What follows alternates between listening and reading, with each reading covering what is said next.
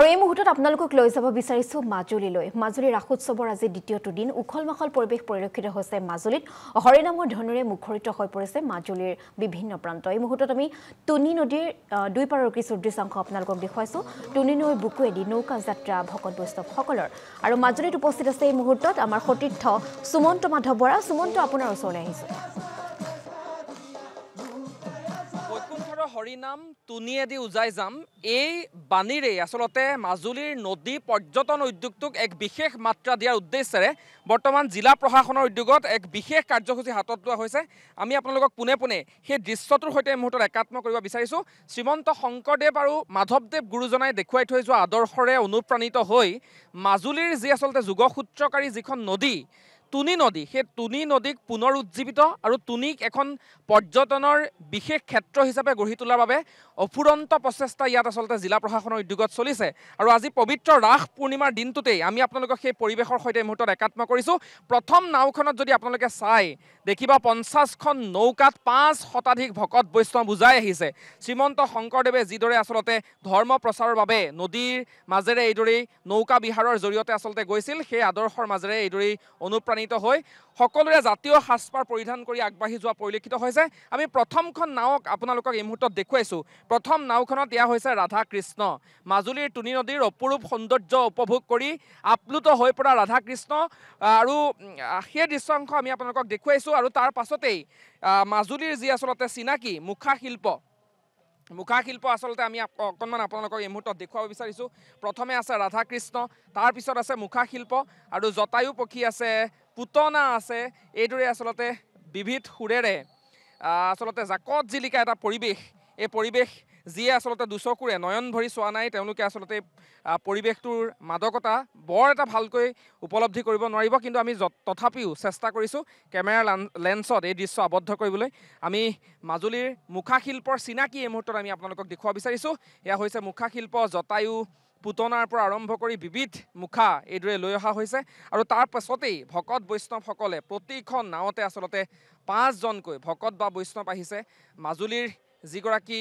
বিধায়ক ভুৱন গাম আছে মাজুলীৰ উপায়ুক্ত আছে আৰু এইদৰে আসলতে কলাক্ষেত্ৰ সমাজৰ অধ্যক্ষগৰাকী আছে আমি আপোনালোকক পৰিৱেশটো দেখুৱাইছোঁ আৰু এবাৰ যদি গোটেই নাওখিনি একেলগে আমি যদি এটা ফ্ৰেমত দেখুৱাব পাৰোঁ তেনেহ'লে তাৰো আমি চেষ্টা কৰিম কিন্তু আমি দুৰ্ভাগ্যবশতঃ পাৰত থাকিবলগীয়া হৈছে কিয়নো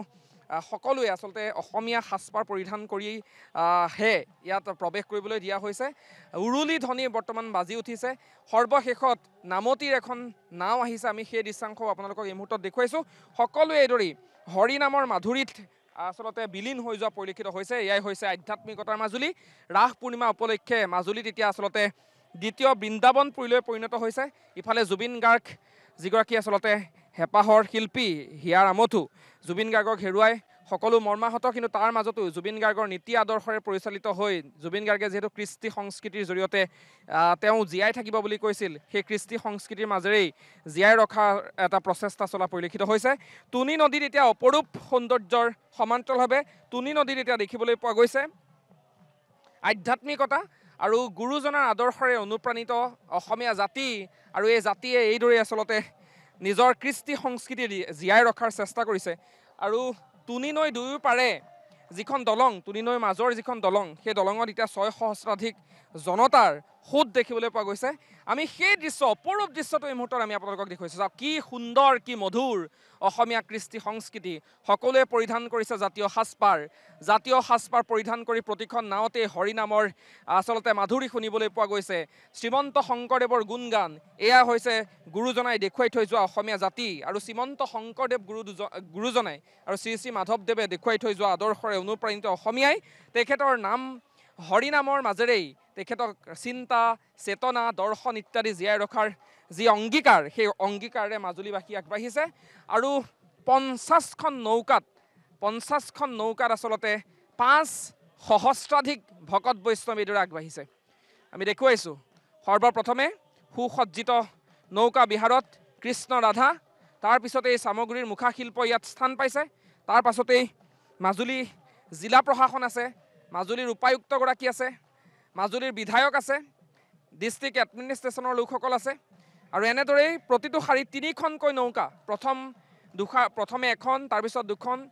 দুটাকৈ শাৰীত 3খন 4খন 5খন 6খন এইদৰে সেই নৌকাৰে নৌকা বিহাৰ আৰম্ভ হৈছে। মাজুলীৰ অপৰূপ সৌন্দৰ্য আমি আপোনালোকক এই মুহূৰ্তত দেখুৱাইছোঁ। সকলোৰে হাতত আচলতে নামৰ চাপৰি, হৰিনামৰ মাধুৰী,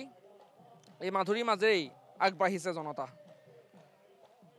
এইখন অসমৰে কল্পনা কৰিছিল শ্ৰীমন্ত শংকৰদেৱ আৰু মাধৱদেৱে। এইখন অসমৰে সপোন দেখিছিল গুৰু দুজনে, আৰু সেই দৃশ্য ইয়াত সাকাৰ ৰূপত আমি দেখিবলৈ পোৱা গৈছোঁ। মাজুলীৰ যি গুণ গাথা, সত্ৰ সংস্কৃতিৰ যি আচলতে পীঠস্থান মাজুলী, সত্ৰভূমি মাজুলী, সত্ৰভূমি মাজুলীত এতিয়া এইদৰে আধ্যাত্মিকতা, মূলতঃ নদী পৰ্যটন উদ্যোগটোক আচলতে আৰু এধাপ ওপৰলৈ নিয়াৰ উদ্দেশ্যেৰে তুনি নদীখন খুব সুন্দৰকৈ চাফ চিকুণ কৰি জলাশয়মুক্ত কৰি এইদৰে আচলতে অনাগত দিনত যাতে মাজুলীলৈ অহা যিসকল ভক্ত, মাজুলীলৈ অহা যিসকল পৰ্যটক, এই পৰ্যটকসকলে যাতে মাজুলীৰ এই নদী পৰ্যটন উদ্যোগটোৰ সৈতে একাত্ম হ'ব পাৰে, তাৰ অংগীকাৰেৰে এইদৰেই আহি থকা পৰিলক্ষিত হৈছে। খুব লাহে লাহে আমি অকণমান কেমেৰাটো ঘূৰাবলৈ চেষ্টা কৰিম। অকণমান এয়া চাওক, মুখা শিল্প, পুতনা আমি দেখুৱাইছোঁ, পুতনা, আৰু নদীৰ মাজতেই তেওঁলোকে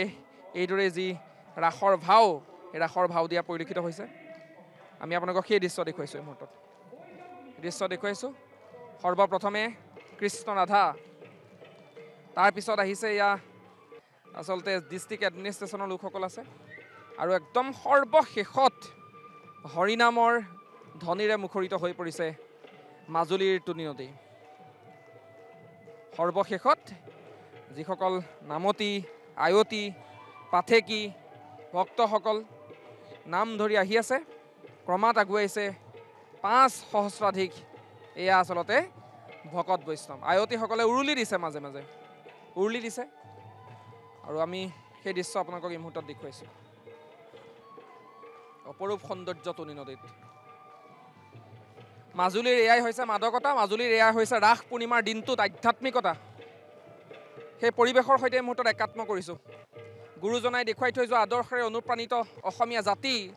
আৰু সেই জাতিৰ চিনাকি হৈছে এয়া আধ্যাত্মিকতাত। আৰু যিহেতু পৰিৱেশ সত্ৰভূমি মাজুলীৰ, সেই পৰিৱেশ আমি দেখুৱাইছোঁ। সত্ৰভূমি মাজুলীত এতিয়া আধ্যাত্মিকতাৰ পয়োভৰ। ৰাস পূৰ্ণিমাৰ দিনটো দ্বিতীয় বৃন্দাবনলৈ পৰিণত হৈছে মাজুলী। মাজুলীৰ তুনি নদীৰে এইদৰেই উজাই আহিছে ভকত বৈষ্ণৱসকল, আৰু সেইবাবে ইয়াৰ নাম ৰখা হৈছে বৈকুণ্ঠৰ হৰিনাম তুনিয়েদি উজাই যাম। সৰ্বশেষত হৰিনামৰ ধ্বনিৰে মুখৰিত হৈ পৰা দৃশ্যাংশ আমি আপোনালোকক দেখুৱাইছোঁ।